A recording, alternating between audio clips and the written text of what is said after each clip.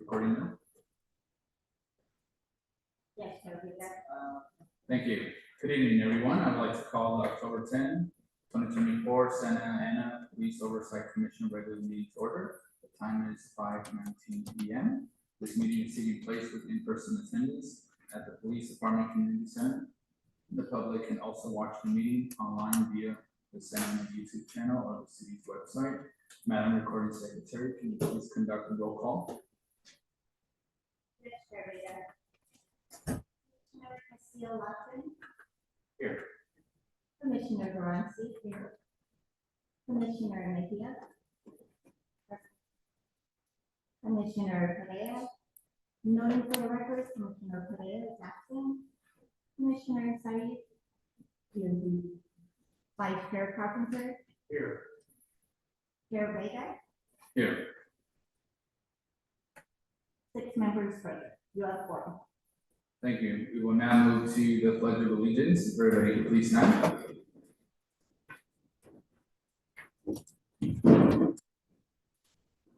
Right hand over your hearts. Ready? And The flag of the United States of America.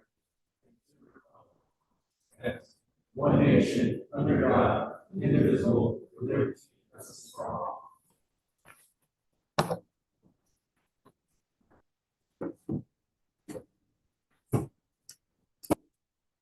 All right, so now we move on to public comments.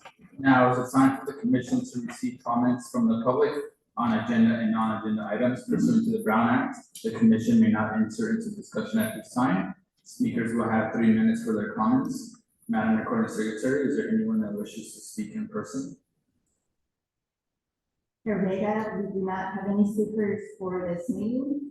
However, noting for the record, the one comment regarding non-agenda items received. Thank you. So we now move on to the consent calendar. Item 1 is a special meeting minutes of August 7, 2024, September 25th, 2024, and regular meeting minutes of August 8, 2024. The recommended action is to approve the minutes. Would any commissioner like to motion to approve the minutes? I'll motion to approve. Do I hear a second? Motioned by Vice Chair and seconded by Commissioner Castillo-Lawson. So sorry. And seconded by Commissioner Durancy. Motion to approve the minutes moved by Vice Chair Carpenter, seconded by Commissioner Durancy. Commissioner Castillo-Lawson. Yes. Commissioner Durancy. Yes. Commissioner Mejia. Yes. Commissioner Perea. Noting for the record, Commissioner Perea is absent. Commissioner Said. Yes. Vice Chair Carpenter. Yes. Chair Vega. Yes. Motion carries to approve the recommended action. Thank you. That is the end of the consent calendar. Now we're moving on to staff presentations. We have a staff presentation by Sergeant Cuso on law enforcement response to active shooter incidents. Sergeant? Good evening.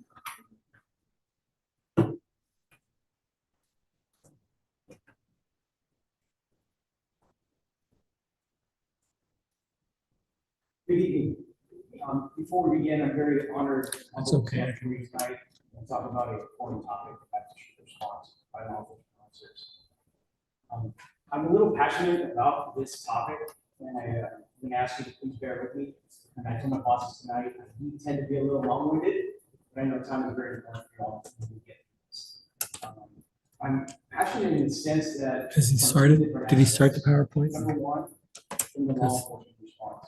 As an instructor, not an expert, specifically in our profession, I want to make sure that our officers are doing the right thing when we see this come on, not only for Santa Ana residents, but officers are doing the right thing, definitely doing the right thing. But number two, it's a little closer to the heart. When I take off this uniform, the badge at the end and watch, I'm a father. I'm an 8-year-old son. So I want to make sure that the law enforcement officers for the school that he goes to is doing the right thing also. So that's why I'm very honored to stand before you tonight and have some good key points and talking points about this very serious incident. With that being said, yes, my name is Gary Puzo. I've been in law enforcement now for about 26 years. My current assignment is at Uwasi Homeland Security Branch. I'm also a member of our SWAT team. I've been on our SWAT team for approximately 13 years, and my current assignment on our SWAT team is 2 years. Tonight's not about me, so we'll push forward with this presentation here. It's yours. My current assignment is. So here's the topics of discussion that we'll talk about. We'll start off with what is an active shooter? Start with why, general definition. We'll move into, I want to share with you some statistics nationwide and even here in Santa Ana. So we'll discuss the law enforcement response to one of these critical incidents. I can see it on YouTube. And then the most important part here is stop. No, it should not be muted because that We know sound this is goes law out. enforcement. So I listen to it on YouTube. It's The good. building, the school, it's not threat, okay? But after that, as law enforcement officers, sometimes we forget from years past, children, teachers, loved ones to attend to. So this is a very important aspect too, is once we stop the threat, now we have to follow through and stop the bleeding. And we'll discuss that later. So just a general definition, there are many definitions out there for defining a shooter, active killer. This is one that used from a training company, and it says that suspect's immediate conduct is immediately causing death or serious bodily injury. The activity is not contained, and there's immediate risk of death or serious injury to affected victims. One additional one, in short, and I like to keep things short, from FBI and Department of Justice, they quote this. An active shooter is defined as an individual actively engaged in killing or attempting to kill people in confined populated areas. And that's a lot of the sensitive, that's a lot of the incidents we see. Schools, businesses. However, I will open you up to this, which, as I said, I'm not the expert, and I'm always trying to be better in this area, is that we're seeing it move to more outdoor areas. So even though we talk about confined places, schools, and business, places of worship, businesses and schools, now it's happening unfortunately outdoors. And our first responders and our fire folks, the true heroes, right? We both have to be prepared to handle these quickly, swiftly, and with sensitivity. On the statistics side, we know in this room there have been past incidents. I bring just a few up here that are notable in the world of active shooter, active killer, for one reason. Here as an instructor and as a student and passing this on to our officers and deputies, we have to look at incidents from the past. We have to look at the incidents from the past and learn from each of these so it doesn't reoccur today in our own city. If we looked at these and if we had time and hours to discuss and dissect each one, there are truly lessons learned from the officers, and the firefighters and deputies who were there dealing with this. Columbine, siege of Beslan in Russia for 3 days with the children and students that were there, to more of an outdoor area, and more recently incidents, which Route 66 and then what happened in Monterey Park. So there were truly lessons learned. I get into the weeds, I study them, I ask them for their opinion and how we can learn from it. So if this day does happen here in Santa Ana, or officers trained properly, I can pass out that knowledge to them. Can I ask a question, going back to the definition of an active shooter, does that mean that a shot, somebody's shot the gun? What if somebody flashed the gun at somebody in a threatening manner? Would that be considered an active shooter? Not so much brandishing the weapon, but it could now be, yes, the firing of a weapon or a rifle. But even now this, it could be an edged blade, it could be a sword, it could be something to that effect. So we don't define so much the weapon itself, but what damage that weapon could cause to a victim. So we're seeing, there was one incident in Irvine years ago in an Albertsons. On a Wednesday, when the store's open, and we're in there doing our own shopping, and somebody walked in with a samurai sword. That was per that definition, because they're in a populated, confined area, even though it wasn't a gun or a firearm, it was a knife, and that was met the definition of an active killer, mass casualty. Not so much based off the web. So then cause I feel like I've seen this too many times already in our schools, there have been lockdowns here in Santa Ana. And, there's always, a lot of information gets. And so, when I think about that, I think somebody's shot be done. So if a student comes to school and brandishes a weapon in a threatening manner to another student, the police respond almost in the exact same way as if there was an active shooter, right? Yes. And what would that be called? What's you're responding to an active shooter, or what are you responding to? What is that? So our communications, who will receive the call, either 911 or some type of contact. Sometimes the reporting party might not be well versed on the definitions and just see what's going on nationwide from the media, social media, and have that blanket statement of, well, something was done on campus. I just saw that on Channel 5 yesterday. That's an active shooter. When in reality, it's not. It doesn't meet that threshold or that definition yet. So we work off intelligence and information. So once our dispatch gets and puts it onto the computer, and maybe it's a second caller calling, and a third caller calling. And now we're gonna kind of put that together. So the officer will respond to, we have 4 callers, we haven't heard any gunshots, but there was a subject seen with a firearm. So in our mind, and based off our training, our officers are going there with, okay, can this possibly escalate to that? So we're gonna treat it as an active threat, school, active threat. And now we get the 5th caller, 911, and hey, now he's in the courtyard, and now he's back to the shooting. Now we get to the shooting. Okay.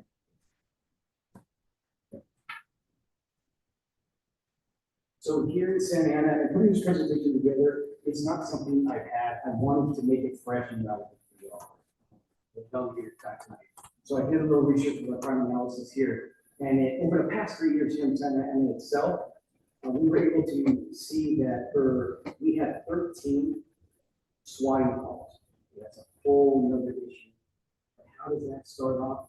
With somebody calling in a false call of an active shooter shooting rounds, somebody with a gun walking through a campus, and officers doing the right thing, taking it seriously, until we get on scene and we were able to put facts together and go, this is coach calls. So we've had 13. I'm glad, lack of a better term, I'm glad they were not the serious one. We don't want those here in Orange County and Santa Ana. So these were all this 13 calls that I made able to research to see that we've had folks calling in, kids calling in, people calling in, stating a false call. The officers do the right thing and go out there and trade it seriously. Yes, sir. What are the repercussions of that? I'm glad you asked that. I know we take it very seriously. Our officers will document it with a suspicious activity report, a SAR report.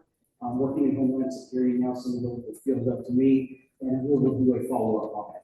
Our Crimes Against Persons Division, our homicide detectives, they even get involved. They have the technology and the research to now get that phone number, write a search warrant, do the legal way, and find it who did it. So it's not an overnight mission or something that we're going to find out right away type of investigation, but they do take it seriously.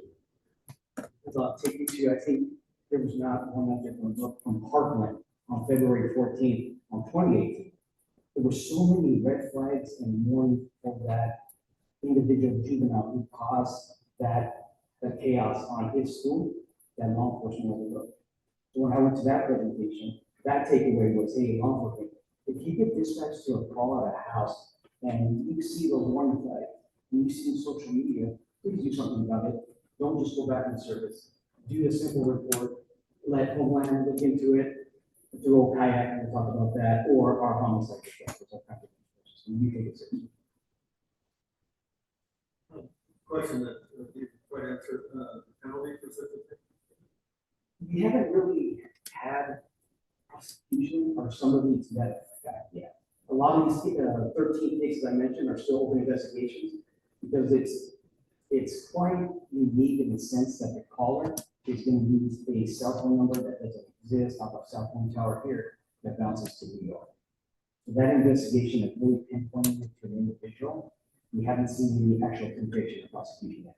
What are they charged with? For falsifying payment of a police emergency. And they're all due for that, just again. It's one of those considered a law. Yes. Yeah, I think. unfortunately.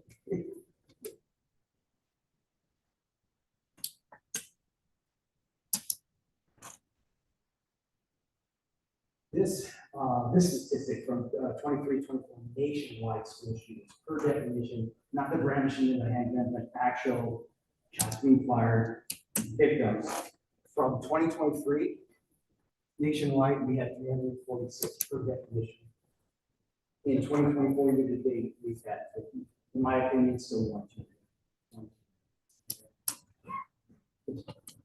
Is there any insight into what caused such a big drop between 2023?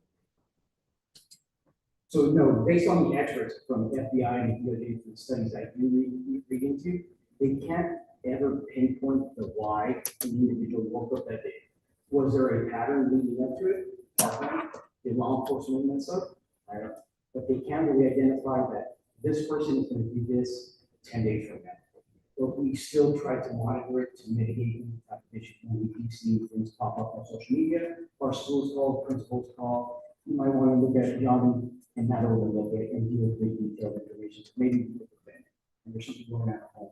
And as officers, get the guidance and care to prevent something. These numbers go. Just a follow-up question to that. So in 2023, there were 346. Looks like nationwide shootings, and in 2024, there were 50. Is there any research or anything like that trying to understand why those numbers increased? Like, is it policies that police officers have implemented, or maybe they've investigated, calls alleging that somebody had firearms on their person? Do you have any information about why the number decreased? Two things I can tell you, it's based on the investigation side, like you said, the officers, detectives, organization, police, deputies, take it more seriously. We see incidents from the past, we learn from it, and now yes, it's number one, take it more seriously. Let's take those reports and let's exhaust all means. Let's find this phone number, let's find this person who called it in.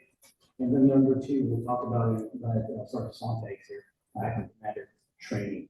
Training is valuable. It's an investment for our officers, for our deputies, and I see it as a return on investment for our community members. The more well-trained officers, more well-trained deputies that we put out on the streets, we're going to prevent a lot of these numbers from the streets.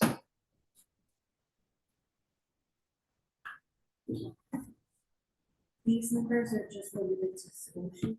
Those are just what I presented to you. Do you have any numbers of nationwide shootings that you have? No, and through FBI, we put out publications yearly, going back to 2023. I apologize, I don't have that with me tonight. But what we do teach, and talking why, yes, we have all that information from outdoor public events, church, places of worship, markets, open air areas. I just don't have those numbers. On this subject, since we're talking about school shootings, the Santa Ana PD work with Santa Ana Unified School District PD. Yes, sir. One general answer, yes, absolutely. I have great networking, great partners that work over there. We're constantly working together, how we can improve our relationship, networking, communication for the schools, for the high schools in our area, and always coming and trying to stay ahead of it. At the schools, we'll ask them for their expert opinion. How can we get into classrooms better? How can we, if there's a communication breakdown between us, how can you come on our job? Can you come on your job? So little things like that, we do get from that. Like next Tuesday, we're meeting with school police again to have a meeting of just how can we be better as we end this year and go into next year. Yes, it's a partnership. At the end of the day, campus police has the last say, right? And in terms of how protocol, right? If they just hypothetically said, look, we don't want you guys to come into the class with your guns drawn, you guys have to comply by that protocol that they follow, right? Respectfully, yes. So that campus police Representative, Yes, ma'am. we took away for a while in this program. When Dalton was, the chief of the school police, but, Yeah, we still have a full-time San Unified School District Police Department. okay, good. All right.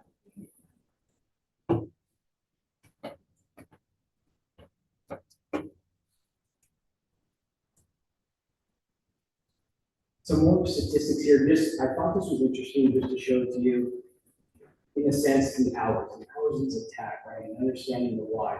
You can see by the bar graph here, from my far left, the 000 is midnight, all the way to the right end of the spectrum here, which is 2,300 hours military time, 11 p.m. You can see right in the middle is the most time based off statistics studies that FBI has done when active shooter, active killer incidents occur.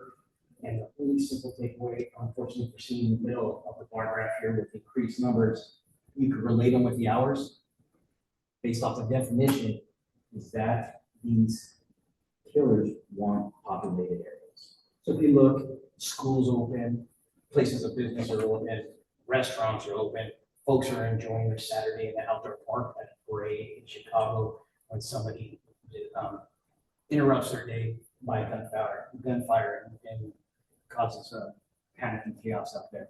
So just about this to show our officers, when you're out there, and yes, school is open, and they have that networking relationship with San Diego Unified School Police. Please be aware of school and what's going on between these hours.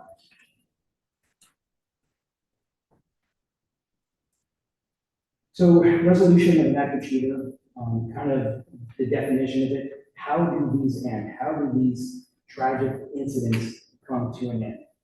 So here's just a few ways. What's interesting here, you can see the timeline. These are very quick incidents. They're very quick, tragic incidents. They last roughly only 10 to 12 minutes. The suspect, the shooter, the bad guy, many of the occasions in the past commit suicide, take their own life before even law enforcement gets there. And that could be if you kind of think about the situation of a business setting that an employee was fired, he came back to the business because he was like a boss. I'm gonna cause havoc here because you destroyed my life. I know the officers are coming. I'm gonna take your life, Mr. Boss Man, or Boss Lady.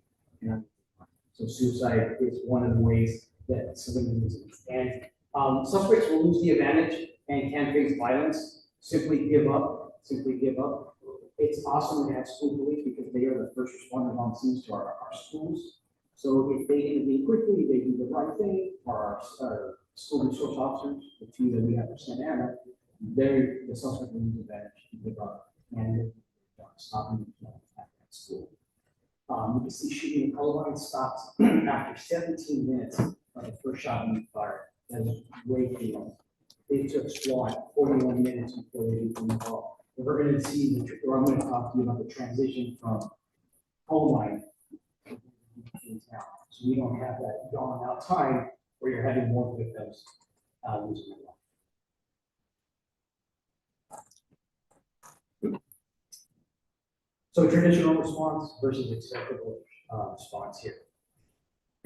Traditional response before Columbine was man with a gun in the school shooting. So we have the definition, school shooting.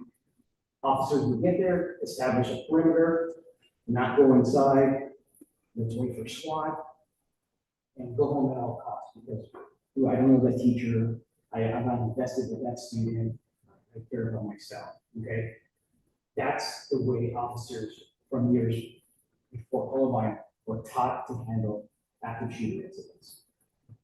We all know when we do that, these are the results, folks. And it's fun to see because I don't want to see this at any of our schools here in Santa Ana. I don't want to see memorials. I don't want to see flowers. I don't want to see names of victims posted because our officers are deputies are waiting outside, waiting for SWAT. And I have to worry about my life. And I know I've been in this profession 26 years before I was a Yes. You back that picture up from the police. Back it To up. the big concrete, the one that's more. Why,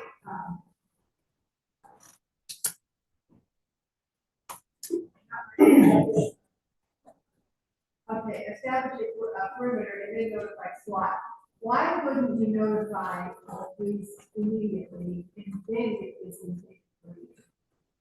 Here's It's the- gonna take you quite a while to make a perimeter and we still do that. But this is the way officers and deputies were trained years prior to the 88, 90s. That was acceptable then. And that's the way officers and deputies were trained. That's why when you look at incidents in the past, we can't have this. Okay. We have to change up our training, our tactics, and be better. And I think that's another piece. So training.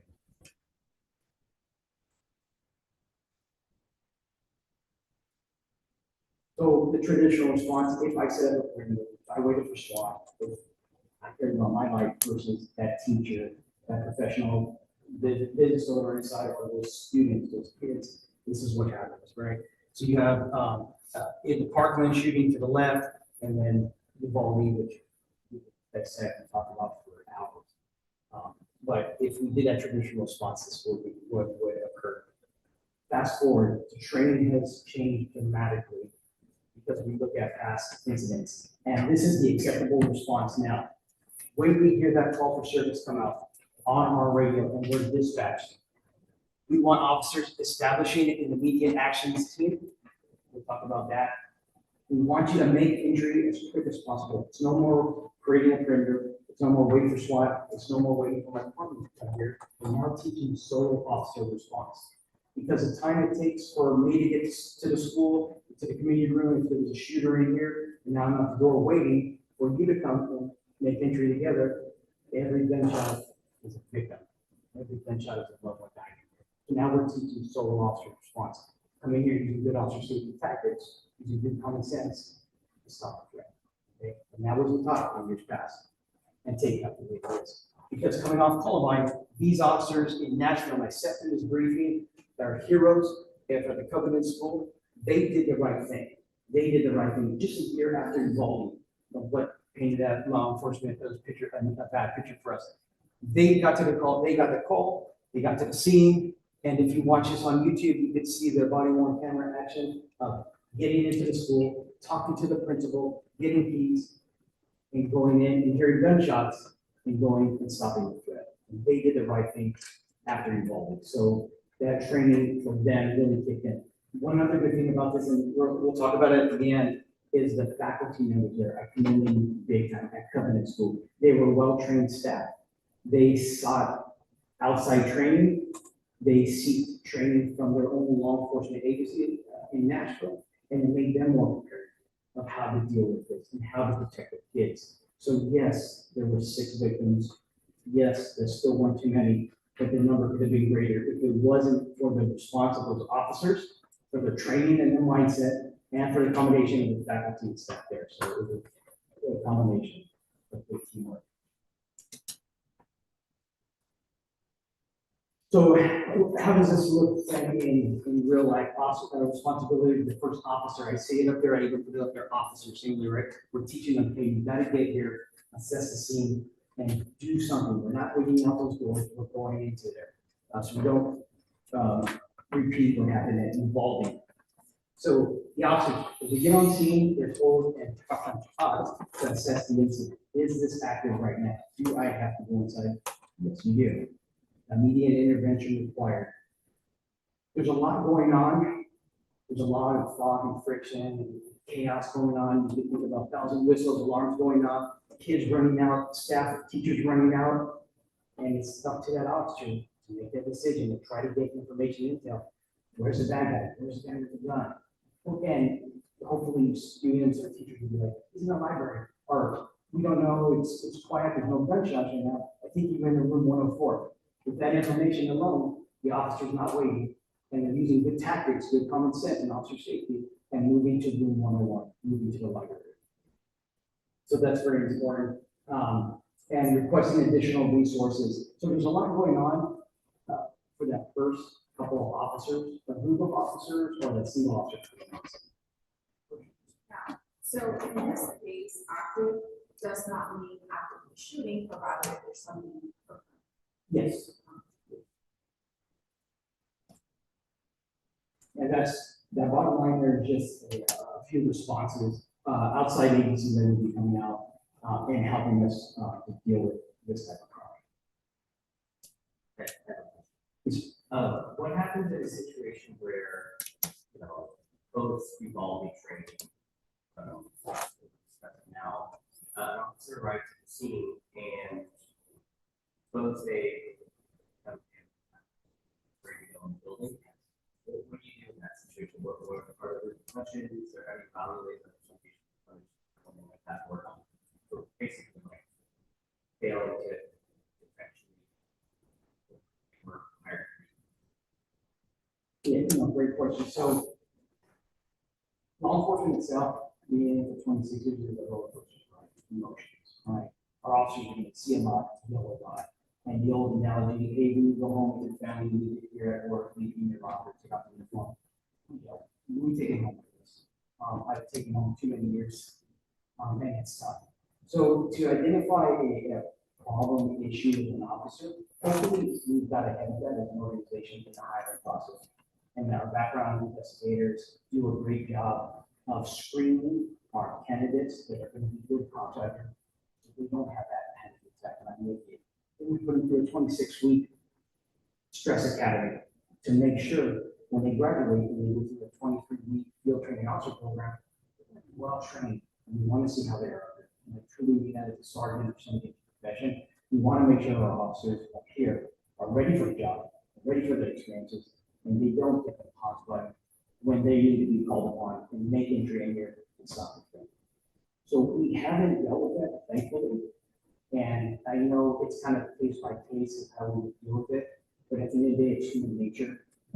And I would never sense personally fault an officer, but have a hard talk with them and say, hey, you didn't go inside the school. Is this profession for you? Okay, but let's put that aside and let's go in and take care of our mission and stop this and deal with the officer later. Yeah, it's interesting because, you become a police officer, at least 5 police officer. I wouldn't become a police officer, expecting that, I'm gonna like show up for that shooting, just like be a hero. Maybe I would, maybe I wouldn't. It's hard to say until you get in that situation. And so I have a question about training, which is, in the military, I understand that when you go through basic training, you're exposed to, firearms and people shooting at you as part of your boot camp training. Is there something equivalent to that in the police training? Yes, so in my role now as a Homeland Security Sergeant and working with my boss in Orange County wide, we do hold large scale active shooter events. We'll pick a city. Let's say, I know there was one years ago, Commander Bryan hosted at the Ronald Reagan. We'll bring in role players. We'll bring in a company that does the moulage and makeup, look at the bells and whistles, and we'll bring officers and deputies to work together and not giving the answers to the test, but here's your radio call and they'll report it. So kind of that reality-based training, stress inoculation training for our profession is very much needed. And the experts in a company called Oversight and Dr. Lewinsky, who studied the mind of officers and deputies, says you need to have that type of topic, the type of training that they're going to need in the field. So you could bring the stress, you could bring the bells and whistles, you could bring the actors versus, hey guys, let's just do a PowerPoint today and get your mind right. It's not going to happen. Sorry, it's not taking even more statistics and numbers like that. Reality-based training, stress inoculation will help an officer deal with that and break through that pause mode and to come in here and do what they're supposed to do. So training is very important.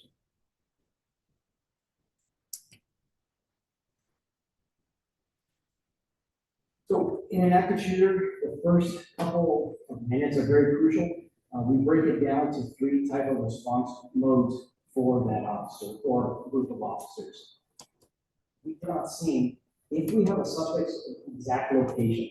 As a principal, I walk out and say, now if the gun is wearing all black, he's actually shooting, defending, he's in the library. That's a known location. Our officers are going to bypass open doors. And this is where it's tough for officers bypass victims on the ground, bypass kids from mixing up. I would want to stop and put the tourniquet on, stop the bleeding. But that law enforcement side and the human side, if I do that, there's more gunshots down in that library. There's more victims down there. So it's hard for officers to learn and understand the compassion, you're doing the right thing, you have to step away to get to that room, to stop. Okay, so that suspect exact location is called a contact team. They're gonna go to a known library, suite 101, whatever it might be. If we get on scene and we have victim running out, self being evacuated from the business, we go, officer, I don't know where he's at. He was wearing all black. He had a ski cap. He had a gun.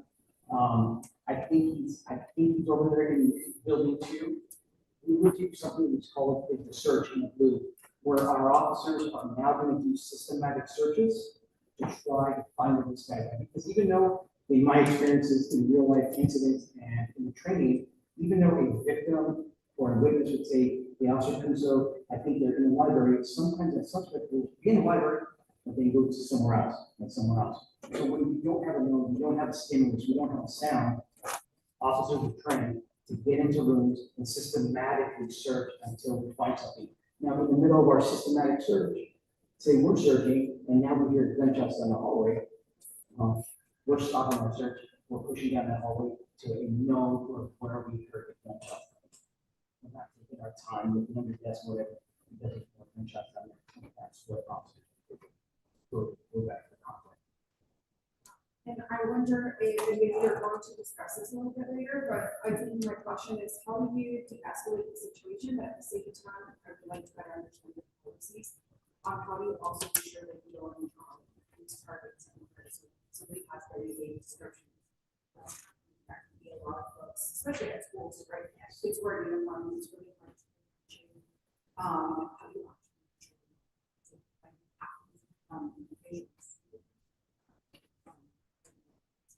Yeah, so it goes back to our training, and we'll talk about it. Here in Orange County, we're very fortunate and glad in Orange County. We offer a 3-day active shooter response training. So day 1 is kind of the theory, the live, the classroom. But day 2 would be incorporating our live fire. So we'll bring the officers in and talk about indiscriminate shooting. You just don't walk into a room and a classroom and start shooting. We don't train like that. You have to see a threat, a viable threat, with the laws that tell us when we can use it. And it's based off information intel, is that a gun is pointing at a kid in class, we have to train to that standard, if that makes sense. But we're not just coming in and scaring kids, pointing their guns at kids, or shooting anything to that effect, but we do train to that on this 3-day training. So we do incorporate some live fire training. It's very similar to the military, just to get our officers ready to be active.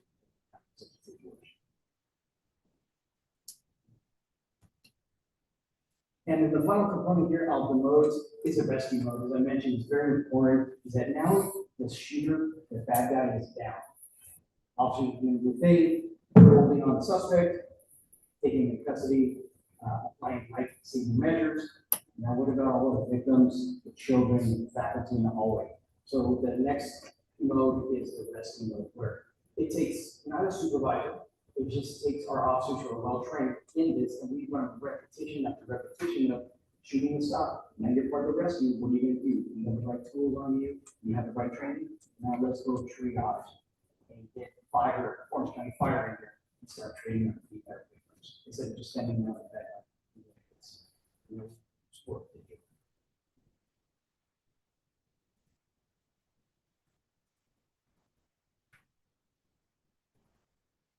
A few more responsibilities. You see a lot comes into play for our officers to be not seen, and that's why training is so important. We have to determine the number of suspect description, and weapons. Sometimes information will come in very vague over the radio, one bad guy, but sometimes we get on scene in past incidents where victims, witnesses of knowledge, there's 2 of them. They were together, they split up down a hallway and things to that effect. So we have to be aware if there's one, there's possibly 2. There's possibly 2. Establish a contact team from the fire screen. Okay, we have a known location. He's in the library. Oh, shots being fired. Victims right now, we have to go to the known and stop the threat. Move smartly toward the threat and then neutralize and/or contain the threat. If the officers come to that classroom, based on their training and experience, they see the suspect when he throws down the gun. We're not just gonna come in blindly, right? We are gonna use de-escalation tactics, step away, surrender, take him into custody. And now we start looking at victims. Station part of that. So at our training days, we'll do both. I believe the way I do it is not to, I don't like to throw surprise scenarios where our officers are getting, maybe gotcha and one for the instructor. But we'll do scenarios and repetitions where they'll come into a room and they'll have to maybe not use force, not use deadly force, and de-escalate, talk, put the gun down, and take it into custody. Then we'll do other scenarios. That's where we use a, not going to a paintball type of gun and come in and do some simulations also. So the training provides both facets to any situation.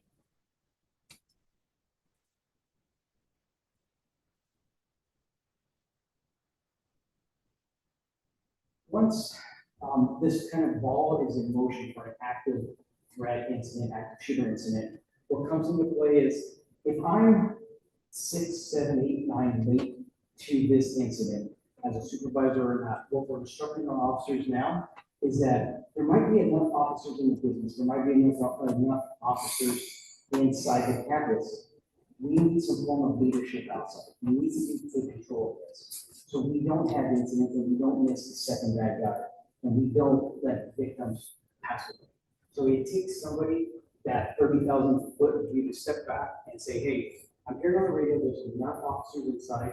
I could be a better asset to this problem, help mitigate problems, and be an incident commander. So when you see the words up here are the letters IC, that is just basically, you can think of the manager of that situation, who's going to get resources there and start helping slow this problem down. And if you hear on the radio, the officers are contacting, they're inside, they found the suspect is in custody. Now, as the incident commander outside, what can I help you out here to get them resources inside? And then, who's coming out to this incident? Orange County Fire Authority. We'll mirror up together and we'll establish something called unified command. Unified command in the sense is this law enforcement paired up with fire. Now what do we have to do? Oh yes, fire, that life saving. We have 6 kids in here. We have 2 victims down here. We're going to take you in here with law enforcement protection, and I'm going to take you to victim A, B, and C, and you can start triaging them and maybe get them up, get moving, or if there's ones we need to tend to in place, fire folks, you could do it, and you'll have law enforcement protection with you inside this building. And so that unified command is very important, which we also do repetitions on that training days. Yes. You never had any problem with the school authority, not authority, but the school, police, compared to you yourself, on the city police trying to figure it out. You ever had any trouble with the school? Maybe not being educated well enough as the police are in working areas or something? Or are they just as well informed as you are? Yes, and I would say our San Francisco Police being an officer here and working with them as an officer, corporal, sergeant, special agent units, they're a well-trained organization. What I like, and with one of the slides here, you see the, once again, a 3-day active shooter course, which is free, right? So it's about budget at our organization. It's free, and it's always good when we host it monthly to see Santa School Police in these classes. It shows to me that they're here, they're willing to learn, and they want to be better because they're the first ones on the campus. So I can see their training and their experience. They're right there with us if we have an incident at a school. But that's your police department. Yes. Okay, what, is that correct? That's your police department? Santa Unified School Police. Okay, so that is it's from our police department. I'm talking about some, like stores or something, I'm talking about schools. Okay. The stores have security, that's what I mean, we have problems with them all of a sudden. They're not such a big shot after all. It's power, Yes. so we don't have that problem with you. No, I can't think of any issues with even main place security. Can I use them as an example, or main place mall, just north of the town? They put their ego aside with their security staff and said, maybe 2 years ago, to Santa Ana Police Department, how can our security officers who don't have all this be well versed and well trained if we have something at the wall.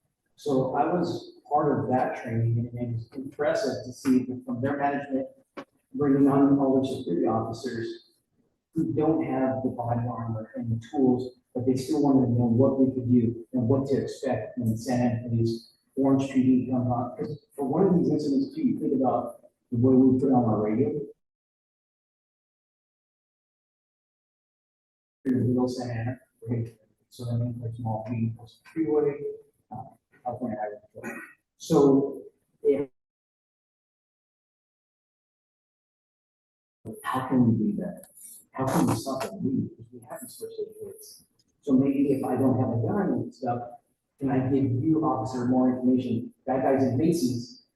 Absolutely. What is he wearing? Where are they at? What type of weapon? Now do me a favor, security, because you're well trained. Stop it moving here. Law enforcement will go down soon. So even that aspect is pretty good to see that. So then, when you guys are training with campus police, I'm assuming that training involves teachers, involves security guards, like what security guards are supposed to do in that situation. I'm curious, is there any protocol that states that a teacher has to stay with the class that you know of? In my experience, as a Homeland Security sergeant, I've only been there for 6 months. I've had the opportunity to reach out to some of our schools in the city. Every school is a little different. Every policy is a little different. So I can't tell you that schools A through D on the north end of town, maybe Northeast District, all the teachers have this because every school, it tends to be just a little different than our district. But what I do like, the classes, the school that I've been to, at least they do have a policy set to do something. Rather than, ooh, if it's fire, we know what to do. If it's an earthquake, well, heck yeah, we know what to do. But what about one of these active threats coming at us? So it's safe to say that some of our schools, a majority of our schools do have a policy set. And that is reassuring to me. At least they know what to do. They have a plan in their mind. Lockdown. I hear a buzzer or something go to the public announcement system saying lockdown, lockdown. So what is that? The teachers know the lockdown. Don't even open doors for officers until you see you hear a certain word, a certain color, or somebody comes into the door. So in a sense, policies are a little different, but I'm glad they are training and have policies in effect also. If you go back to neutralizing the threat, I understand that you can some and the vehicle shooter, how does that work? For the officer responding, Correct, I mean, that could be pretty difficult to pull the trigger. it is. It is like it comes back to the hiring process for officers when you get into this profession because they might be encountered with that type of incident. And it's not an active shooter, but it's a robbery suspect, street robbery, or a career criminal gang who's 14 years old. So a lot of that is kind of addressed early in the career and in the hiring process to make sure you know what you're coming into. You could deal with 14-year-old criminal gangster criminal or a 44-year-old active killer. Are you ready for it? So you do a lot of behind the scenes during the hiring process to make sure they know what they're coming into. And it's hard. It's not an easy answer to say at a training day you put up a target and slap a sticker of a gun on them, or you can shoot them. So a lot of this is pre-based before the hire and whatnot, just to make sure they know what they're coming into. I have a question. So earlier you mentioned that if there's an active shooter in a place like Main Place or in Santa Ana, that every agency would respond. How do you handle that from like a fiscal standpoint? In terms of rules that are followed, things like that, just because it sounds like in Santa Ana, policy or training where the person who gets there first, like they're gonna enter the building, but what if that doesn't align with another organization policies like Orange, for example, then what happens? Great question. So, and I keep referring back to it because I'm glad that I'm part of it and manage it now. So the 3-day active shooter response is not only for Santa Ana or Santa Ana School Police. We bring all agencies to Orange County. So we're kind of all in the same sheet. We understand after 3 days of graduation of what your policy is at Garden Grove versus at Orange PD and Santa Ana. And we have a good idea of how tactics work. So when we have that Super Bowl of a call at the main place, and Santa Ana gets there, and now here comes Orange PD. Oh, we had that training months ago or a year ago, we have a general idea that we're gonna go in together. And your policy and this, based on our training, we know we gotta be in contact with, that's not grid. I'm late to the party and get some garden grove officer and CHP, maybe we could be an asset outside and stop the people. So that training is county-wide training. And it's been with us for such a long time, and I'm glad we're even getting folks from out of county. So Orange County is even great trainings. Now we have agencies, I've been in Wassee, that we had LA County agencies coming and say, we was doing here in Orange County, and pay for it, now we'll do it for it. But yeah, take a lot of this back, but remember, at this day, you know, it was good work from Orange County law enforcement.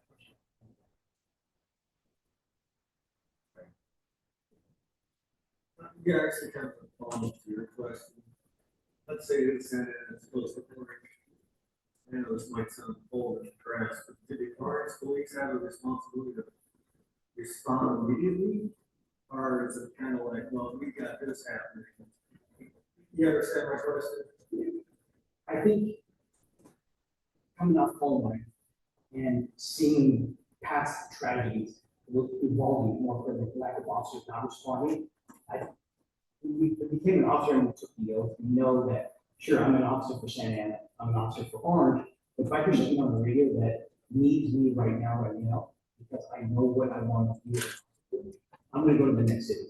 I'm gonna go to the next jurisdiction. I'm sure the bosses might have questions about it later, but they'll understand that Gary made the right decision to leave Santa Ana for a split second because he was needed to help Orange PD at the walkable.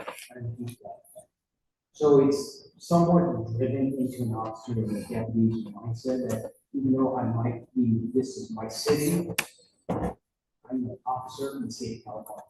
And I'm gonna go to the next neighboring city and see how can I help you or how can I help this incident.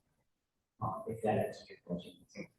It does sort of, not only apply to specific things, right? I mean, we're just going to show up for a robbery per se, right? And this would have a high priority. This would be something that hopefully the trainer would say, hey, you show up.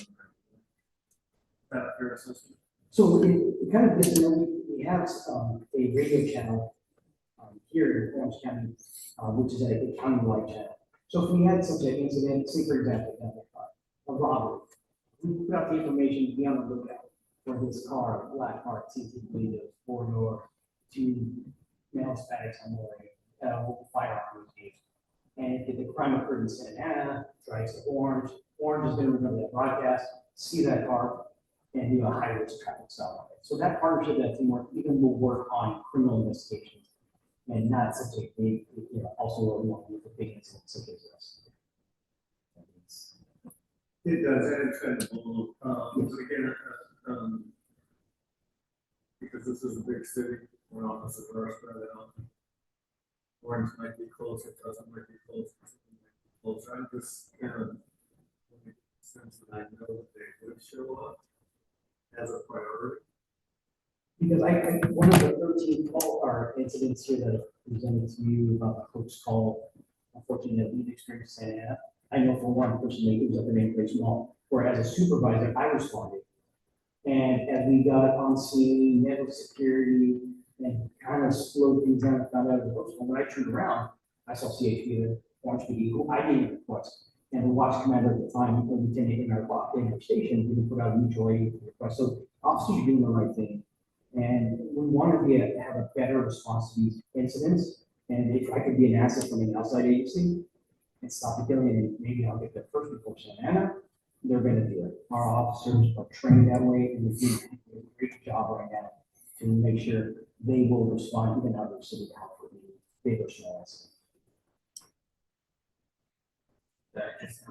I have a couple questions. One follow-up. I think Mr. Herbert was trying to get at whether, it sounds like if there is an active shooter that's like, in Orange, close to the border, Santa Ana, it sounds like, what you're saying is that officers might feel personal obligation to respond to the extent that they want to help people, that police officers, they feel like they have a personal duty to show up. But is there a legal requirement that Santa Ana police officers show up to, or, respond to a call at the orange, if it's on the border, with it. No, there's no legal requirement. There is no policy. I mean, the scenario that you guys, and if I understand this correctly, scenario, let's say the mall, you got, which goes for a little bit.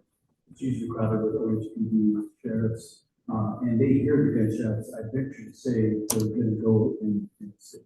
Now, going back to what we've been talking about, having this connected. They may respond if there's an active shooting and they're getting gunshots, but short of that, they're probably gonna wait for someone from our agency to set up an incident command. Probably the conversation is gonna be, we're here, what do you need? And then it's coming from the jail, I got 5 officers from OHPD. So that's how that's gonna work. Short of them being aware of the situation hearing, it comes out in their radio, which is a different frequency. More likely they're not gonna be aware of it, so they're not gonna know. Now, they may see a bunch of officers going for a week, they may get curious and approach that incident and then, hey, you guys in the system. That's probably how it works. No legal requirement for us to go. But it's fair to say, It sounds like it's going back to like earlier periods that we've had with all under the umbrella of the mutual aid that we talked about many months ago, where San Antonio might be called to assist in something that's happening in the city, and then when police officers get there, they can offer to help, but the San Antonio Police Department is still, like, the police officers are still bound by San Antonio Police policy. The orange in that shooter situation asks the San Antonio police officer to do something that maybe would be a violation of San Antonio police policies. Let's say you don't have to do that, right? But you can be obligated to perform whatever it is that the commander in orange is asking you to do just because they're called. Yes. Sorry. Where's So just to be clear, there is no, let's say it's a school shooting, it's not that it's a close to orange, it's like, there's no broadcast that's gonna go out to those other cities, correct? Is it because I just need to, we have our own frequency. So is that correct? Is it gonna have to be, San Antonio PD, or is everybody gonna hear the alert? It's my question. Anything is possible, so it just depends, one of the first things that are probably dispatch would do is probably put out a broadcast, to other agencies and notify them, and that's how they get become aware. Then we have red channel, which that's, supervisor managed by the sheriff's department, is a frequency that all Orange County agencies do. So if it is placed on that broadcast, that frequency, then everybody in Orange County is going to listen to it. I'm gonna jump in just for 1 second. I think I may have stepped out at a difficult moment. There was a question, I believe, whether there's a legal obligation for, is there a legal obligation for San Antonio Police Department or the city to respond to those events?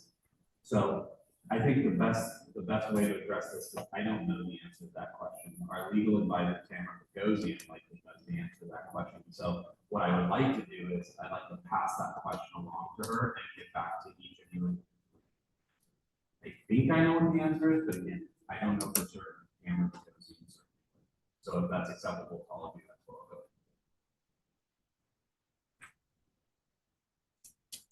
Yeah, so bottom line is, school shooting, like scenario. Is there a policy in place that's a huge help in the event we're working with? Define it here, and then expand, or who gets the first call? Send it to you, or does it go out to whoever, because maybe ours is this close?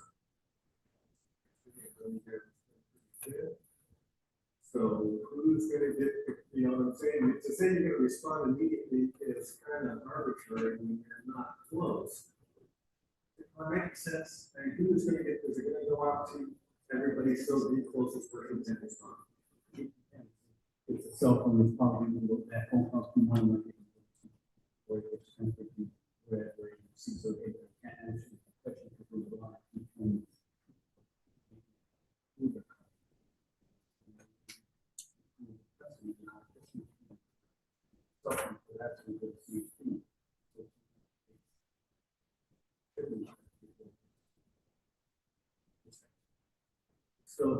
call and trust them that they respond, even though they know what's inside. That's very much possibility, but I would think that say their dispatch is gonna connect, they can connect that call with our dispatch. So we're talking time, we just explained time stops, correct? So those are lives. So I guess what I'm hearing is there is no policy in Orange County that this goes on a general broadcast or whether closest respond. You can't say I don't think there's a policy, there may be a policy, but that's, you know, get back to them.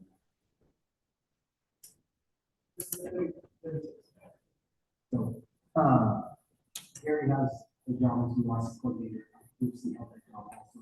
They do a fantastic job. Everything we do from mass handle to here in county, Orange County, is done as a holistic approach, law, fire. With that being said, we all have the same protocols, and Gary alluded to the fact that the training is free. It is free for the attendees, but it is not free per se. It is federally funded through our anti-terrorism city of Anaheim and Savannah co-managed. So the materials that are utilized in the training courses, the funding for the instructors, the development process for those exact courses to get everybody on the same page from a regional perspective is not free. It's just federally grant funded. So with that being said, to your question, is there a protocol in place? There is absolutely county-wide active shooter protocols that all the chiefs of police adhere to, as well as the fire departments the way that we triage this, the way we respond to this, who's in charge, what's the says. I think we're getting very into case-specific instances, like what happens if this person happens to be on the board? That may dictate, you know, the timeliness of the response versus the school that's right across the street from the PD, right? It's all going to be geographically dependent, and would Orange be more advantageous to respond or not? That's going to be on a case-by-case basis. I think basically decide for this room. And if something like that came out, and let's say all of our city resources are tied up because we have something else going on, we may get on the channel and say, figure out, you know, border city, it doesn't make it closer. That's not going to be typical. But if they were to respond, very likely they attended the same training that we put on as a county, that we host as a county. So they're going to have the same things. They may not have the same activities, but they may have the same. No, but it's generally going to be the same. Yeah, I appreciate the response of the officers when they arrive. My concern was who's going to get that. And I understand the red channel is going to get everybody, if I'm correct, but again, if seconds or lives, it would seem to me that there should be a county-wide protocol that says, hey, when this happens, it goes out to everybody. You know, it's a school that's, obviously our officers know the areas, Orange or Tustin or Costa Mesa, and they know they're close, rather than going, oh, well, wait a minute, Tustin's doesn't have a chance for the Senate County. To me, I think the policy should be that it goes out to everybody automatically. Whoever gets their first grade. Do I make sense here? Because I mean, we're talking time as seconds, and that's lives. And to me, it seems a little bit redundant to have to share all this around with the different agencies. Sometimes it's a little responsible. Quite frankly, law enforcement is responsible. So I think it would be a smart thing if that went out automatically, the school shooting in particular, I thought that should. But wait a minute, it's not us, and we're going to call San Antonio. People are dead. Great point. I think that I was interested in this because of the reason that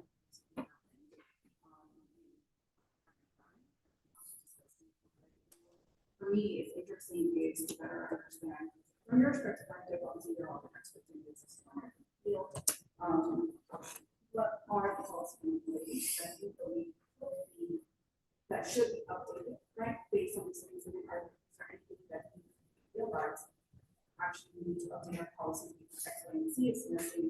I think to your point, is this something that we should be and a lot of attention to crossing policy? I think also we should be mindful as we want to prescribe policies that we are not experts in. But I think it's important to have a focus group before in the field to better understand the policies that we're working, whether there are any gaps that need to be addressed. And I think that was. I mean, looking back at any critical exam, dissecting the lenses, tactics, command and control, policies, procedures. So we will reflect on maybe not that incident, but past one, and say, how can we all do that? And was there a policy driven this? Well, let's work on it. Was there a procedure as to how to do it? Yes, there was. Did our officers do it right? Yeah, partially.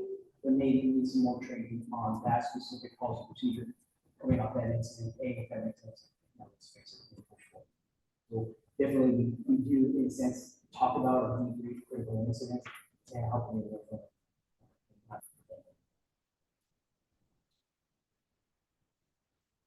Yeah.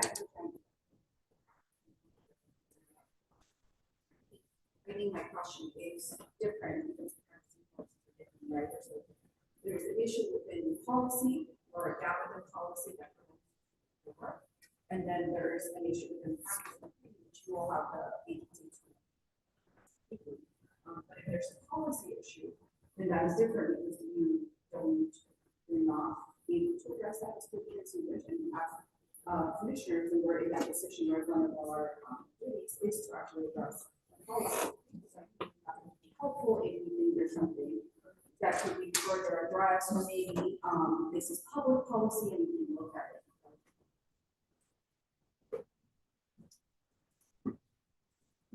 Thank you all for your questions. You referenced the last incident that we just had, no wanting updates on policies, moving things that could be done differently from a policy perspective to make things more efficient. Your question, Vice Chair Carpenter, about the common sense approach about closest agency goes. I can assure you that our policies and procedures are now are in line with national standards. Our dispatch centers do a fantastic job. Yes, time is essentially someone's life, but we're not talking it takes 2-3 minutes to transfer a call. All those transfers, like if it goes to CHP and CHP transfer, takes seconds. We have people 24/7 around the clock monitoring our dispatch centers to make sure that we have people at the ready to respond to these things on a daily basis. That incident that occurred, thank God, was a hoax that occurred over at the school was handled flawlessly. In fact, Sergeant Crusoe was the IC. He handled it like a true professional. You can tell he knows what he's doing based on the way he teaches it and he follows through in practice. Were there lessons learned? Absolutely. Because just the other day, he led a critical debrief that involved not only Santa Ana PD, but it involved school police, dispatch centers. Who else was there? Oh, the helicopter. We even had the principal from the school on site here to discuss, hey, what went well? What could we improve upon? And I can tell you, there were some tweaks there that, hey, there were some issues that were encountered that we need to work on, and that's where the conversation, that's where the relationships occur to improve upon. There were things that we could do better. There was nothing from a policy standpoint that was like, hey, this policy prevented us from doing things better. The reality is, Santa Ana School Unified Police Department was on scene. They're generally going to be the leads, but they're limited in numbers. And when something that serious kicks off, they're usually going to hand it off to our officers just because we have resources. But they're still there at our side because it's Unified Command, making sure that we have the best information, that we're able to address all the issues as it relates to the situation. I will say this, that incident really was a great dry run because hopefully not only just MIT, but the surrounding community feels confident knowing. Because I got phone calls going, hey, what's going on? Everyone showed up and it was great. You guys were all there and it took 3 minutes from the call, 3 minutes for us to get there. That's huge. And so I can appreciate you wanting to help if there were some policy. To my knowledge, I don't think there were any policy issues that were obstructing or preventing us from being a little more efficient. The things that we talked about in our debrief were more, hey, how could we get in the door better? And who has, the best maps for the school layout? And how do we make sure that we communicate with our parents better so that they know where to go pick up and so they don't come flood the schools? Those are all just again, fine tune things that we discuss in our debrief so that we can be better. Yeah, that's really great to hear, and I'm glad that I want to make sure that we prevent situations, right? So I'm glad that one, that it's false alarm, and two, that there's lessons learned that will be applied in the future. I think within communication, I'm sure, Santa Ana School District has worked with diverse group of folks, and is probably well attuned to this, but I want to make sure that I did see a lot of social media updates, which were very nice, but that's for us folks who use social media.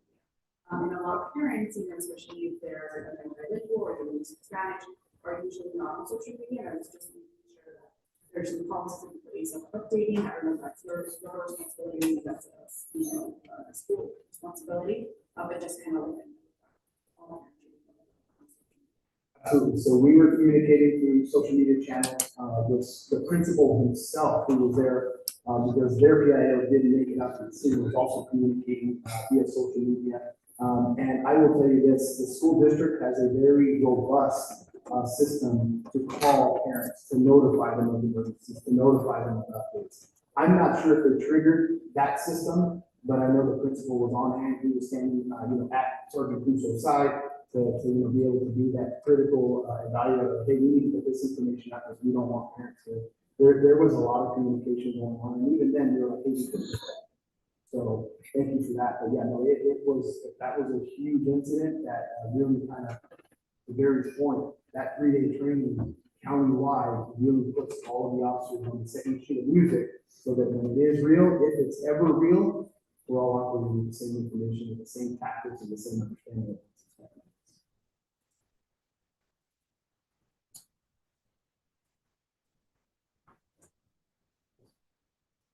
I want to change topics, but I have a question about something that Vice Chair Kirby said earlier, and I kind of alluded to this in my earlier comments, which is that you become a police officer and maybe you think you're gonna do good, right? You're gonna show up at a mass shooting, you're gonna storm through the door and neutralize the threat. And we've been talking about training with regards to how to best handle a threat and the rest of the scene and things like that. Earlier, Vice Chair Carpenter talked about a situation where you might have to shoot a child, someone with a middle schooler or something like that. And my question is, what sorts of training or policies does the Santa Ana Police Department have to help people or police officers deal with trauma that they might encounter or have to deal with as a result of a mass shooting? Maybe they have to shoot a child, and I could imagine that could influence the way that they do their after the fact. And so I'm curious about what sorts of things the police department. So I know here at our organization, we have a strong peer support group. It's led by a commander, a sergeant, and several officers who go through training of how to deal with the aftermath. How to make sure that the lack of veteran, that our folks are okay to go home to their loved ones and to go back in service and do what they signed up for. After a critical incident, and knock on wood that we haven't had one, this peer support team would definitely meet with all officers involved personally, one-on-one. I was almost 3 days after, or 3 weeks after. I forget the turnaround. We use the Counseling Team International, which is an organization that's mental health clinicians. And after officer involved shootings or any real critical type incident, we actually mandate that our officers have consultation with them. And the officers are encouraged to use them for as much as they want to make sure that we help them. Officer wellness today is leaps and bounds better than it was 26 years ago when Sergeant Crusoe and I joined. Our officers, we can't have them out on the streets broken, so making sure that we tend to their psychological needs or mental health needs is important. And so we even developed a culture where if you see something and someone's not just right, don't just ignore it. Go talk to them, find out, refer them to a peer support counselor. Have them call the Counseling Team International, because what we deal with, the scenario you painted, no officer wants to have to deal with that. But we are in charge and tasked with sometimes having to make those tough calls. And so having those robust supports, services behind the officers is critical. Different, but somewhat different concern about, I think that, obviously when such, critical incidents happen, you're forced to be in these positions and take immediate action. And then earlier you had mentioned that of course you follow the use of force, that the use of force policies in place, that there's de-escalation. I think, which is great, but I think that what sometimes worries me is the language used. So for example, because up to me it's indicative of an officer knowledge, right, of the justification for action. For example, earlier we mentioned that there's a 14-year-old who's at a school shooting, being happy haircut to a similar scenario with a 14-year-old problem. To me, those are very two different stakes, right? I don't think deadly use of force is ever justified if somebody's robbing. You could, as long as you allow that follow later, but there doesn't need to be an execution of them. That's concerning. But two, my question is, what are the policies or practices in place? For example, there's a lot of, especially in the school shooting, right? Active shooting, it's different, it's a different mechanism, but when we're talking about school shootings, sometimes some individuals might have mental health, right? I'm curious to see what policies are in place for that. Also, children don't have access, having some access because of lack of parent responsibility, right? There's lack of oversight in some of the house. So on one end, of course, I would not want to see something like what happening in London to happen here because there's a lack of action. But then how do you also know to correct that by doing something? Are the mechanisms in place when we're actually addressing the situation where when students are so young, obviously to prevent further damage, I understand that. But like, are there policy and practices in place to mitigate some?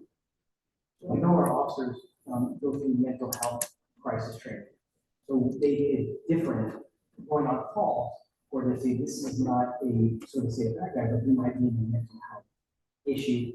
So let me go this way and try to help them communicate to them, calm them down or anything, because this is not how the call came out or something to that effect. So our officers do have that form of training. Just understand, if it's active killing that's going on, the mental health aspect is only something that we can do if we're provided the opportunity to do it. If it's an active killing, our job is to neutralize the threat, save the rest of the individuals involved. And if that means that we didn't have a chance to de-escalate to the best of our abilities, then that's kind of an excess on the actions of the suspect, more so than our ability to de-escalate and calm the situation down. If we happen to have that chance, that lull in the action where there is no active killing going on, that's when we can now change the options that we do have and go at it from a different perspective, slow things down. If we can isolate the threat and save those around, and now we can slow it down to an even further degree to give ourselves even more resources and more options than if it is that active situation kind of discussed.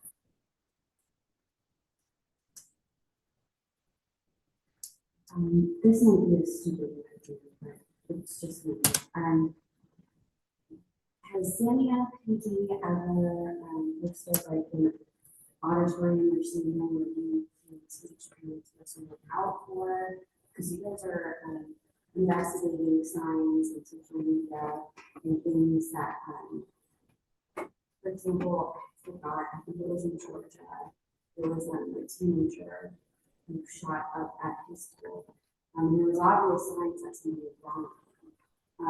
Is there something that we could do here where perhaps we can tell parents what to look out for? And I know those aren't mental professionals, but we do have the knowledge to understand that with parents who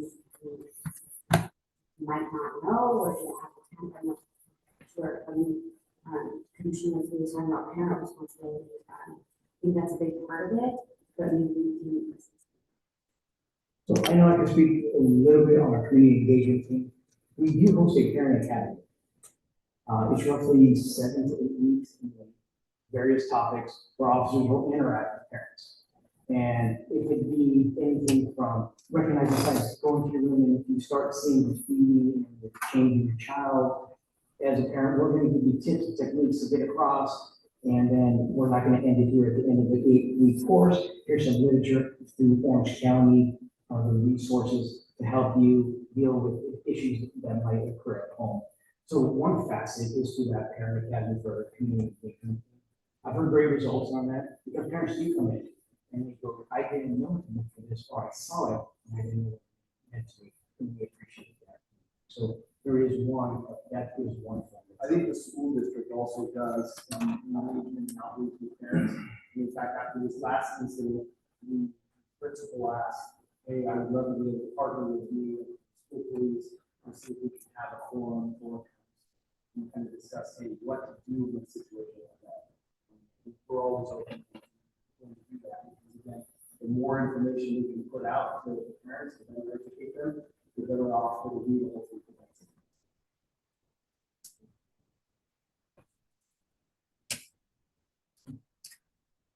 This graph here just kind of shows you the aftermath now of what Orange County Fire Authority and law enforcement will work in. We like color code just to make it an easier diagram for officers, deputies, and students to understand.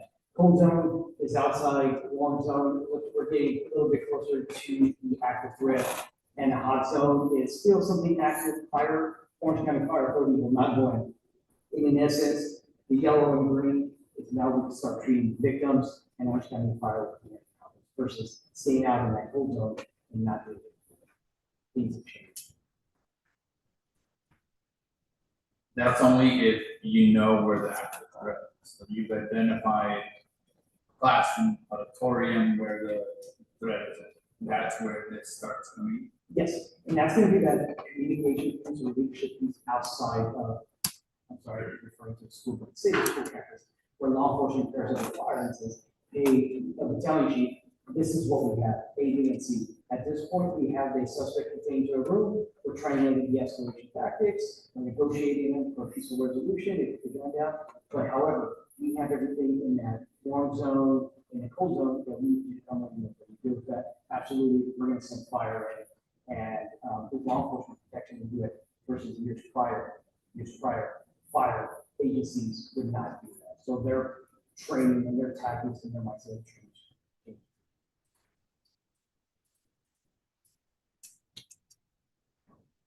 Coming down to an end here, training, which we've been speaking about for several minutes now, which is very important to this. So continuous training, as you mentioned, for our officers, you might have seen this before, peace officers, standards of training, the umbrella of law enforcement tells us, our officers, of what training we need to do. Requires 24 or more hours of post-qualified CPT or continuing professional training every 2 years. On top of that, our training staff takes it a step further with our quarterly advanced officer training, which incorporates defensive tactics. One that is missing up here is that mental health piece, the communication piece, talking to folks, firearms, driving, and first aid. On top of that, and this is where Commander Andrade was speaking of, and I have just really preaching on training. So Orange County, Kayak offers a free 3-day active shooter response to try to keep all law enforcement agencies in Orange County on the same shooting. Outside the organization training, in a nutshell, Sergeant Sontag will preach it to other officers that Santa Ana has good training. You got to see what's outside your door. So there are great other companies out there, other invested folks in our industry that want to make our officers and deputies just a little better outside of our own Santa Ana training grounds. And then just to finalize the training here, it doesn't stop for law enforcement. I don't believe it. Sitting in Homeland now and visiting some of our schools and doing on-site security inspections and speaking to faculty and staff, they're the folks who want the training, and I believe we should be delivering the training to them. So they know if that day happens, how they protect themselves and their children in the classroom, or even at a place of business, violent workplace, and incidents that might occur. So civilian training is very, very important. Just brief numbers here too, to close things up. I think we spoke about it earlier, but if you could see the trend here, and this is just it's a poor graphic, but I saw it and I wanted to share with you. I'm sorry, it's in black and white, but you can see the type of weapon that used during active threats. and how they increase and decrease, ebb and flow throughout the year. In 2023, once again, I think that number is much lower, is because of that prior screen, the training that is coming, policies in effect that are allowing us to do our work. Having support from our community members and doing the right thing, and then changing that mindset, and then it goes into our hiring standards that we are doing the right thing by lowering that number throughout the years. And I hope in 2024, when we see it, the numbers come back, I hope that graph is very much lower. This is Santa Ana. No, this is nationwide. So, okay. Yeah, no, I'm sorry. I should have said that, I'm sorry.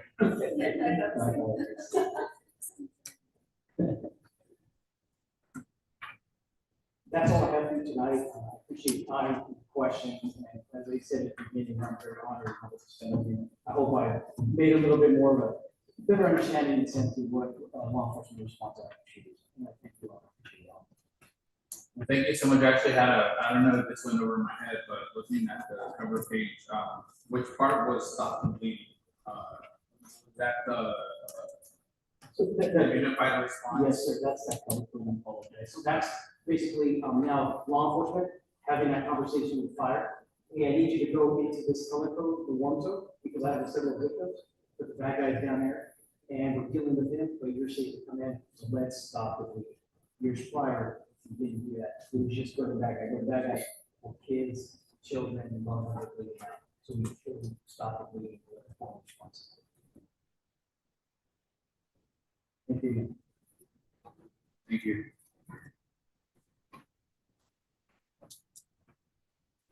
Okay, so that concludes that presentations. Thank you again, Sergeant Kuzo, for that presentation. And we will now move on to comments, starting with staff comments. Do we have any comments from staff?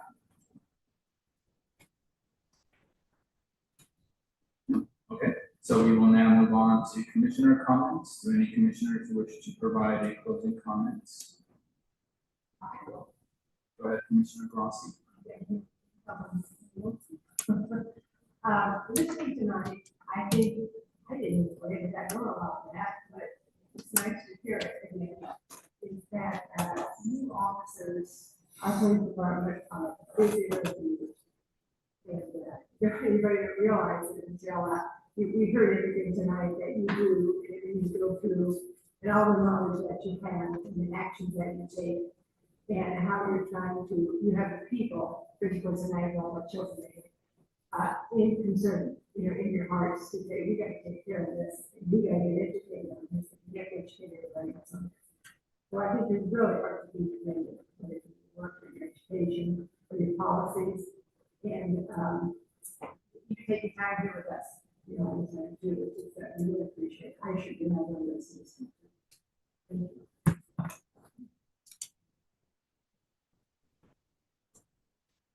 I just want to thank Sergeant Uso for his training. I thought it was very informative. Thank you for being here with us. And I just want to say that I think it's great that the city of Santa Ana Police Department is taking compensation. It's obviously, this is a really important issue that we just have, it's a risk that we have to deal with for society. And it's great that the city is thinking about ways to better its response when situations like this happen. So, thank you.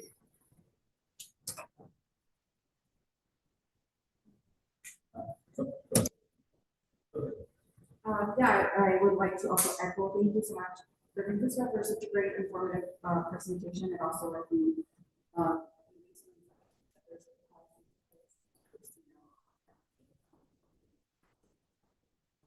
such event, but that we do that is I also wanted to I don't know if you can address the email comment. And I don't know if you're able to answer any but even if not covered in the way, like whether you email comment essentially negative. So this is a constituent saying attention is no originating from outside of city of Santa Ana. Use caution. Sorry. I want to address. That's just a generic. Yeah, okay, got it, that's what it is. Okay, I was like, whoa. But essentially what they're asking is, they're making a claim that there was a juvenile who died because of police misconduct. And that there was a wild complaint, and this was 2 months ago, and 2 months into the investigation, the was working on the complaint, and the chief of police, Robert Rodriguez, stopped everything and signed a complaint to Commander Lopez. Now we're both trying to hide what discovered. I'm just curious if, I know you might not be able to share details, maybe this is an open case, but did a juvenile die?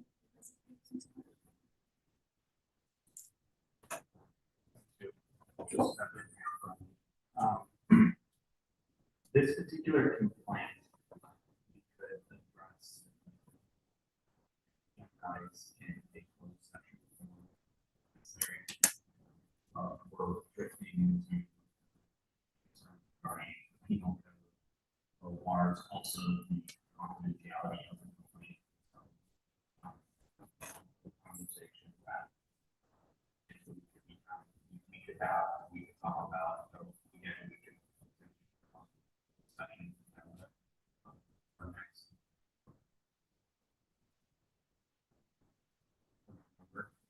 But right now, I think the comment can be out there, Commissioner, regarding your commissioner comments here.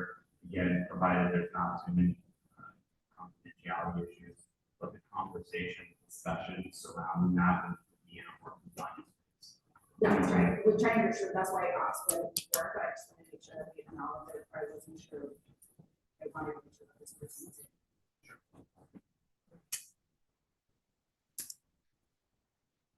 Commissioner State. Thank you for the presentation, it was excellent, and then I just encourage all of you, if you haven't, to do a simulation training, because one of the simulations, if I remember correctly, was an active shooter in a school, and it was extremely difficult to handle the situation, and all the concerns that you all talked about, I felt at that moment, and I'm not a trained police officer, but it was just a really surreal experience, so I definitely tried that out. Thank you. Yes, again, thank you for the training, it was excellent, and,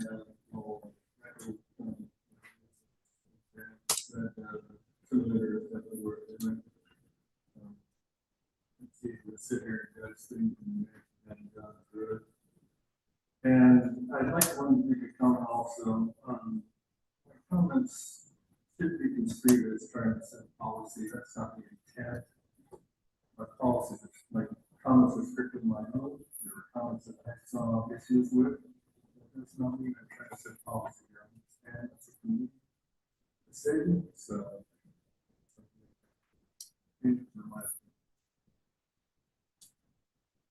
Great, I think everybody made great comments and I think what everybody said. Would it be possible for the commission to get maybe a schedule of when the next available training for that, what Commissioner Said mentioned? The simulation, yeah, I would be interested. Yes, get a hold of actually, someone on that computer. You have, yeah, write an email, just coordinate with them. Probably every day, same day or a few days at least. Okay, thank you. I have no further comments.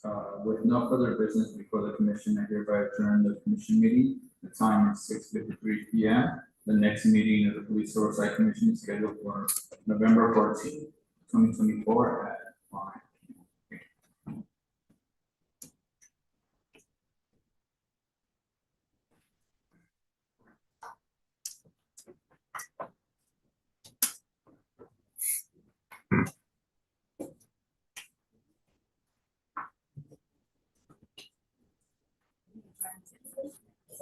Whatever you.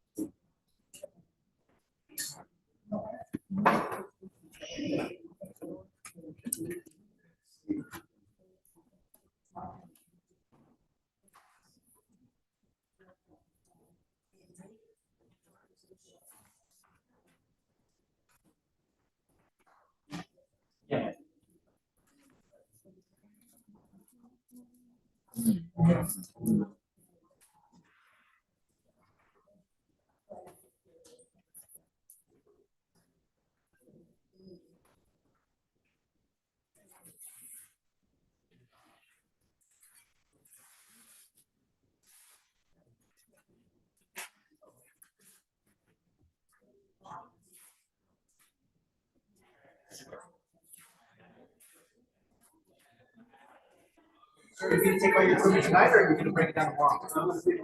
Okay. No problem. Sure.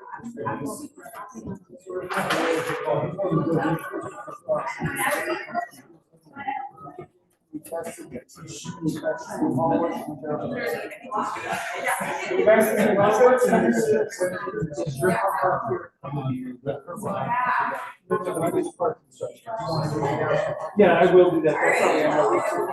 I'll do that from the time.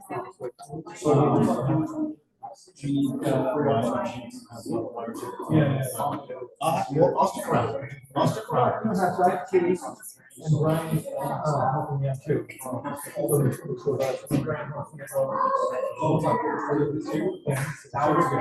I appreciate your help. Yeah. Thank you.